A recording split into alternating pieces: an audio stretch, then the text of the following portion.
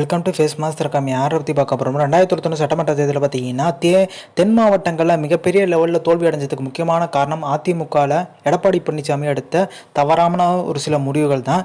So இந்த இடஒதுக்கீடில் பார்த்தீங்கன்னா எடப்பாடி பழனிசாமியை பெரிய லெவலில் வார்னிங் கொடுத்தும் அதை கண்டுக்கவே இல்லை. தென் மாவட்டங்களில் பார்த்தீங்கன்னா தோத்தாலும் பரவாயில்ல, வட மாவட்டங்களையும் கொங்கு மாவட்டத்தையும் ஜெயிச்சு நம்ம ஆட்சியை பிடிச்சிடலாம், 117 தொட்டு எப்படியோ ஆட்சி பிடிச்சிடலாம்ன்ற ஒரு எண்ணத்தில் பார்த்தீங்கன்னா எடப்பாடி பழனிசாமி இருந்தார்.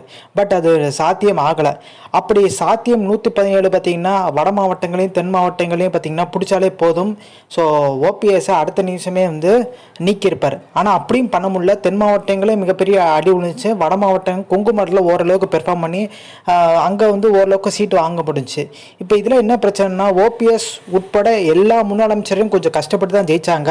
ஏன்னா தென் மாவட்டங்களில் இருக்க நிறைய சமூகம் பார்த்தீங்கன்னா மிகப்பெரிய அதிருப்தி ஆயிட்டாங்க. எல்லா ஓட்டையும் தூக்கி பார்த்தீங்கன்னா திமுக குத்தி விட்டாங்க. எடப்பாடி பழனிசாமி ஆட்சி பிடிச்சிருந்தா அப்பயும் ஓபிஎஸ் நீக்கியிருப்பாரு. இப்போ பார்த்தீங்கன்னா எதிர்கட்சி ஆன அப்புறம் பார்த்தீங்கன்னா அந்த ஒற்றை தலைமை ஆரம்பிச்சு எப்பயோ ஓபிஎஸ் நீக்கிட்டாரு. ஆனால் இந்த தென் மாவட்டங்களில் பார்த்தீங்கன்னா அதிமுக மேலே இருக்க அதிருப்தி போகாது. ஏன்னா அந்த 10.5% இடஒதுக்கீடுனால தான் சொல்கிறாங்க. ஸோ இந்த இன்ஃபர்மேஷன் பிடிச்சா like, share, subscribe. Thanks for வாட்சிங் திஸ் வீடியோ.